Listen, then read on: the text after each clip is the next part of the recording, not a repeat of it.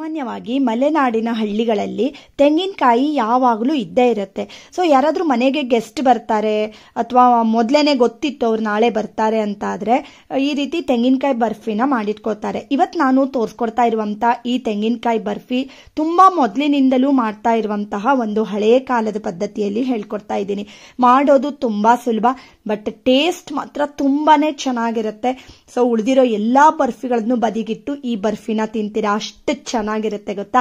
ಹಾಗಾದ್ರೆ ಹಳ್ಳಿಗಳಲ್ಲಿ ಮಾಡುವಂತ ಈ ತೆಂಗಿನಕಾಯಿ ಬರ್ಫಿ ಹೇಗ್ ಮಾಡೋದು ಏನು ಹೇಳೋದನ್ನ ನೋಡ್ತಾ ಹೋಗೋಣ. ಆಮೇಲೆ ನೋಡಿ, ಡಬ್ಬದಲ್ಲಿ ಹಾಕಿಟ್ಕೊಂಡ್ರೆ ಒಂದು ವಾರದವರೆಗೆ ಕೂಡ ನೀವು ಇಟ್ಕೊಂಡು ತಿನ್ಬೋದು. ಹಾಗಾದ್ರೆ ಸ್ಟೆಪ್ ಬೈ ಸ್ಟೆಪ್ ನೋಡ್ತಾ ಹೋಗೋಣವಾ. ಹಲೋ ಎವ್ರಿವಾನ್, ನಾನು ಸುಷ್ಮಾ. ವೆಜ್ ವಂಡರ್ಸ್ ಚಾನೆಲ್ಗೆ ಸ್ವಾಗತ ಸುಸ್ವಾಗತ. ಫಸ್ಟ್ ನೋಡಿ, ನಾನು ತೆಂಗಿನಕಾಯಿನ ಒಡೆದ್ಬಿಟ್ಟು ಫ್ರೆಶ್ ಆಗಿ ತುರಿದು ರೆಡಿ ಮಾಡ್ಕೊಂಡಿದ್ದೀನಿ. ಅದರಲ್ಲಿ ಸ್ವಲ್ಪ ಕಪ್ಗಾಗಿರುವಂಥ ಪಾರ್ಟ್ ಎಲ್ಲ ಇರುತ್ತೆ ಅಲ್ವಾ, ಸೊ ನಾವು ತುರಿವಾಗ ಇದೆಲ್ಲ ಬರುತ್ತೆ, ಅದನ್ನೆಲ್ಲ ತೆಕ್ಕೊಳ್ತಾ ಇದ್ದೀನಿ. ತೆಗಿಲೇಬೇಕಂತೇನಿಲ್ಲ, ಬಟ್ ನಾವು ಬರ್ಫಿ ಮಾಡಿದಾಗ ಚೆನ್ನಾಗಿ ಕಾಣುತ್ತೆ ಅಲ್ವಾ ವೈಟ್ ಆಗಿದ್ರೆ ಅಂತಂದ್ಬಿಟ್ಟು ಈ ರೀತಿ ಅದೆಲ್ಲ ತೆಗೆದು ರೆಡಿ ಮಾಡ್ಕೊಂಡಿದ್ದೀನಿ. ಮತ್ತೆ ಒಂದು ಮೆಜರ್ಮೆಂಟ್ ಕಪ್ಪಲ್ಲಿ ನಾನು ಅಳ್ಕೊಳ್ತಾ ಇದ್ದೀನಿ, ಯಾಕೆಂದರೆ ನಮಗೆ ಈ ರೀತಿ ಅಳ್ಕೊಂಡು ಮಾಡಿದ್ರೆ ಸಕ್ಕರೆ ಹಾಕುವಾಗ ಚೆನ್ನಾಗಿ ಒಂದು ಹದ ಸಿಗುತ್ತೆ ಅಲ್ವಾ, ಅದಕ್ಕೋಸ್ಕರ. ಈಗ ನೋಡಿ 2 ಕಪ್ ಹಾಕೊಂಡಿದ್ದೀನಿ. ಸೊ ಇನ್ನೊಂದು ಕಪ್ ಆಗ್ಬೋದು. ಟೋಟಲ್ ಆಗಿ ನಾನು 3.25 ಕಪ್ ಆಗುವಷ್ಟು ತೆಂಗಿನ ತುರಿನ ತಗೊಂಡಿದ್ದೀನಿ. ನಿಮಗೆ ಯಾವ ಅಳತೆಯಲ್ಲಿ ಬೇಕೋ ಅಷ್ಟನ್ನ ನೀವು ಮಾಡ್ಕೊಳ್ಬಹುದು. ಇದನ್ನ ಒಂದ್ಸರಿ ಮಿಕ್ಸರಿಗೆ ಹಾಕಿ ಸ್ವಲ್ಪ ಈ ರೀತಿ ತರಿತರಿಯಾಗಿ ರೆಡಿ ಮಾಡ್ಕೊಳ್ಳೋಣ. ಫುಲ್ ದೊಡ್ಡ ಕಾಯಿ ಸುಳಿ ಇದ್ರೆ ಚೆನ್ನಾಗಾಗಲ್ಲ ಅಂತ ಅಂದ್ಬಿಟ್ಟು ಒಂದ್ಸಾರಿ ನಾನು ಮಿಕ್ಸಿಗೆ ಹಾಕೊಂಡಿದ್ದೀನಿ. ಓಕೆನಾ. ನೆಕ್ಸ್ಟ್ ನೋಡಿ, ಸೆಕೆಂಡ್ ಸ್ಟೆಪ್ ಏನಂದ್ರೆ, ಸ್ಟವ್ ಆನ್ ಮಾಡಿಬಿಟ್ಟು ಒಂದು ಕಡಾಯಿನ ಇಟ್ಕೊಂಡಿದ್ದೀನಿ, ಸ್ವಲ್ಪ ದಪ್ಪ ತಳದ ಕಡಾಯಿ. ಅದಕ್ಕೆ ಈಗ ನಾನು 2.25 ಕಪ್ ಆಗುವಷ್ಟು ಸಕ್ಕರೆನ ಹಾಕೊಳ್ತಾ ಇದ್ದೀನಿ. 3.25 ಕಪ್ ಆಗುವಷ್ಟು ನಾನು ತೆಂಗಿನ ತುರಿನ ತಗೊಂಡಿದ್ದೀನಿ ಅಲ್ವಾ. ಅದಕ್ಕೇನೆ ಈಗ ನಾನು 1 ಕಪ್ ಆಗುವಷ್ಟು ಹಾಲನ್ನ ಹಾಕೊಳ್ತಾ ಇದ್ದೀನಿ. ಹಾಲು ಹಾಕ್ಲೇಬೇಕಂತಿಲ್ಲ, ನಿಮ್ಗೆ ಹಾಲು ಇದ್ರೆ 1.25 ಕಪ್ನಷ್ಟು ನಾನು ಹಾಲನ್ನ ಹಾಕೊಂಡಿದ್ದೀನಿ. ಈಗ ಚೆನ್ನಾಗಿ ಈ ಸಕ್ಕರೆ ಎಲ್ಲ ಹಾಲಲ್ಲಿ ಕರಗಿಸ್ಕೊಳ್ಬೇಕು. ಹಳ್ಳಿ ಕಡೆ ಸಾಮಾನ್ಯವಾಗಿ ಕೊಟ್ಟಿಗೆ ಇರುತ್ತೆ ಅಲ್ವಾ, ಸೊ ದನ ಕರು ಎಲ್ಲ ಅಲ್ಲೇ ಇರುತ್ತೆ, ಹಾಲಿಗೇನು ಕಡಿಮೆ ಇರಲ್ಲ. ಸೊ ಆ ರೀತಿ ಅವರು ಹಾಲನ್ನೇ ಹಾಕಿ ಮಾಡ್ತಾರೆ. ಹಾಗೆ ಈ ಪ್ಲೇಟ್ಗೆ ಒಂದು ಸ್ವಲ್ಪ ನಾನು ಒಂದು ತುಪ್ಪ ಹಚ್ಚಿ ರೆಡಿ ಮಾಡಿ ಇಟ್ಕೊಳ್ತಾ ಇದ್ದೀನಿ, ಯಾಕೆಂದ್ರೆ ಆಮೇಲೆ ನಮಗೆ ಅದು ಹದ ಬಂದ್ಮೇಲೆ ಇಮ್ಮಿಡಿಯೇಟ್ ಆಗಿ ನಾವು ಟ್ರಾನ್ಸ್ಫರ್ ಮಾಡಬೇಕಾಗತ್ತೆ. ಮತ್ತೆ ಈ ಕಡೆಗೆ ಚೆನ್ನಾಗಿ ಅದು ಸಕ್ಕರೆ ಎಲ್ಲ ಕರಗಿ ಆದ್ಮೇಲೆ ಮಿಕ್ಸಿಗೆ ಹಾಕೊಂಡಿರೋಂಥ ಕಾಯಿ ತುರಿನ ಹಾಕೊಳ್ತಾ ಇದ್ದೀನಿ. ಕಾಯಿ ತುರಿನೂ ಅಷ್ಟೇ ತುಂಬಾ ನೈಸು ಮಾಡಬಾರ್ದು, ತುಂಬಾ ಸುಳಿಯಾಗಿ ಕೂಡ ಇರಬಾರ್ದು, ಮೀಡಿಯಂ ಆಗಿ ಅದನ್ನ ರುಬ್ಕೊಂಡು ರೆಡಿ ಮಾಡ್ಕೊಂಡಿದ್ದೀನಿ. ಮತ್ತೆ ಈಗ ಮಿಕ್ಸ್ ಮಾಡ್ಕೊಳ್ತಾ ಇದ್ದೀನಿ ಚೆನ್ನಾಗಿ. ಕಂಟಿನ್ಯೂಸ್ ಆಗಿ ಇದನ್ನ ಮಗಚ್ತಾ ಹೋಗ್ಬೇಕು. ನಿಮ್ಗೆ ಬೇರೆ ಏನಾದ್ರೂ ಕೆಲಸ ಇತ್ತು ಅಲ್ಲೇನೆ ಅಂತ ಆದ್ರೆ ಇದನ್ನ ಸಿಮ್ಮಲ್ಲಿಟ್ಟು ಅವಾಗ ನೀವು ಮಗಚ್ತಾ ಇರ್ಬೋದು. ಅಂದ್ರೆ ಸ್ಟಾರ್ಟಿಂಗ್ ಒಂದ್ ಸ್ವಲ್ಪ ಹೊತ್ತು, ಹಾಗೆ 1 ಚಮಚ ಅಥವಾ 1.5 ಚಮಚ ಆಗುವಷ್ಟು ಏಲಕ್ಕಿ ಪುಡಿನ ಹಾಕೊಂಡಿದ್ದೀನಿ. ನಿಮಗೆ ಫ್ಲೇವರ್ಗೆ ಎಷ್ಟು ಬೇಕು ಅಂತ ನೋಡ್ಕೊಂಡು ಹಾಕೊಳ್ಬಹುದು. ನಾನು ಮುಚ್ಚಳ ಮುಚ್ಚಿಟ್ಬಿಟ್ಟು ನನಗೆ ಉಳಿದಿರೋ ಕೆಲಸಗಳನ್ನೆಲ್ಲ ಮಾಡ್ಕೊಳ್ತಾ ಇದ್ದೀನಿ. ಹಾಗೆ ಮುಚ್ಚಳನ ತೆಗೆದು ಆಮೇಲೆ ಒಂದು 5-6 ನಿಮಿಷ ನೀವು ಸಿಮ್ಮಲ್ಲಿ ಇಟ್ಕೊಳ್ಬಹುದು, ಇದೇನು ಅಂಟಲ್ಲ ಆ ರೀತಿ ಅಷ್ಟು ಬೇಗ. ಆಮೇಲೆ ನೋಡಿ, ಇದನ್ನ ಮಗಚ್ತಾ ಇರ್ಬೇಕಾಗತ್ತೆ. ಸೊ ಸ್ವಲ್ಪ ಟೈಮ್ ಹಿಡಿಯುತ್ತೆ ಇದು, ಅಂದ್ರೆ ಪಟಾಪಟ್ ಅಂತ ಆಗಲ್ಲ.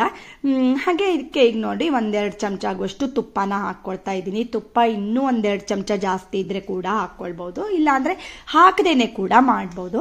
ಬಟ್ ನೀವು ತುಪ್ಪ ಹಾಕೊಂಡು ಈ ರೀತಿ ಮಗಚ್ಕೊಳ್ಳೋದ್ರಿಂದ ಏನಾಗುತ್ತೆ, ಬರ್ಫಿ ಒಂಥರ ಸ್ಮೂತ್ ಆಗಿ ಬರುತ್ತೆ, ತಿನ್ನುವಾಗಿ ಅದ್ರ ಘಮ ಚೆನ್ನಾಗಿರುತ್ತೆ. ತೆಂಗಿನಕಾಯಿ ಮತ್ತೆ ತುಪ್ಪದ ಘಮ ನಿಮ್ಗೆ ಗೊತ್ತೇ ಇದೆ ಅಲ್ವಾ, ಸೊ ಆ ರೀತಿ ಚೆನ್ನಾಗಿ ಬರುತ್ತೆ. ಕಂಟಿನ್ಯೂಸ್ ಆಗಿ ಮಗಚ್ತಾ ನೋಡಿ, ಅದು ಎಲ್ಲ ಫುಲ್ ಒಟ್ಟಿಗೆ ಬರುತ್ತೆ ಅಲ್ವಾ, ಅದು ಕಡಾಯಿಯಿಂದ ಬಿಟ್ಕೊಳ್ಳೋ ತರ ಆಗತ್ತೆ, ಅಲ್ಲಿವರೆಗೆ ಇದನ್ನ ಮಗಚಬೇಕು. ಮತ್ತೆ ಈಗಾಗಲೇ ನಾನು ಬೇರೆ ರೀತಿಯಲ್ಲಿ ಮಾಡುವಂತಹ ಇದನ್ನ ತೆಂಗಿನಕಾಯಿ ಬರ್ಫಿನ ತೋರಿಸ್ಕೊಟ್ಟಿದ್ದೀನಿ. ಈಗ ನೋಡಿ, ನಾನು ತುಪ್ಪ ಸವರ್ಕೊಂಡಿರೋಂಥ ಪ್ಲೇಟ್ಗೆ ಇದನ್ನ ಟ್ರಾನ್ಸ್ಫರ್ ಮಾಡ್ಕೊಳ್ತಾ ಇದ್ದೀನಿ. ಇದು ಒಂದು ಹದ ಬಂದ್ಮೇಲೆ ಇಮಿಡಿಯೇಟ್ ಆಗಿ ನೀವು ಟ್ರಾನ್ಸ್ಫರ್ ಮಾಡ್ಕೊಳ್ಬೇಕಾಗತ್ತೆ. ತುಂಬಾ ಲೇಟ್ ಮಾಡಿದ್ರೆ ಏನಾಗುತ್ತೆ, ಅದು ಅಲ್ಲೇ ಗಟ್ಟಿಯಾಗಿ ಒಂಥರ ಚೆನ್ನಾಗಿ ಬರಲ್ಲ. ಓಕೆನಾ. ಸೊ ಇಮಿಡಿಯೇಟ್ ಆಗಿ ಟ್ರಾನ್ಸ್ಫರ್ ಮಾಡಿ ಈ ರೀತಿ ಎಲ್ಲ ಸ್ಪ್ರೆಡ್ ಮಾಡಿ ರೆಡಿ ಮಾಡ್ಕೊಳ್ಳಿ. ಬೇಕು ಅಂದ್ರೆ ನೀವು ಮೇಲ್ಗಡೆಯಿಂದ ಹೋಳಿಗೆ ಪೇಪರ್ ಇಂದ ಪ್ರೆಸ್ ಮಾಡಿ ನೈಸ್ ತರ ಮಾಡಬಹುದು. ಇಲ್ಲ ನಿಮ್ಗೆ ಈ ರೀತಿ ಟೆಕ್ಸ್ಚರ್ ಓಕೆ, ಇದು ಹೇಗಿದ್ರು ತೆಂಗಿನಕಾಯಿ ಬರ್ಫಿ ಅಂತ ಅನ್ಕೋತೀರಿ ಅಂತ ಆದ್ರೆ ಹಾಗೆ ಕೂಡ ಬಿಡ್ಬಹುದು.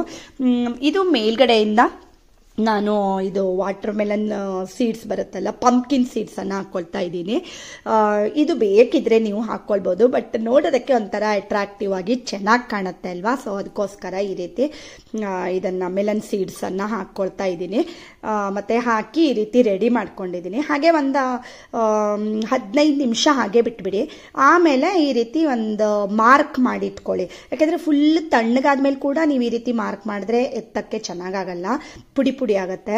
ಮತ್ತೆ ತುಂಬಾ ಬಿಸಿ ಇದ್ದಾಗ ಕೂಡ ನೀವು ಮಾಡಿರೋಂಥ ಮಾರ್ಕು ಇರಲ್ಲ. ಸೊ ಒಂದು 15 ಮಿನಿಟ್ಸ್ ಆದಮೇಲೆ ತುಂಬ ತಣ್ಣಗೂ ಆಗಬಾರ್ದು, ತುಂಬ ಬಿಸಿನೂ ಇರಬಾರ್ದು. ಆ ಟೈಮ್ನಲ್ಲಿ ಈ ರೀತಿ ಎಲ್ಲ ಮಾರ್ಕ್ ಮಾಡಿ ರೆಡಿ ಮಾಡಿ ಇಟ್ಕೊಳ್ಳಿ.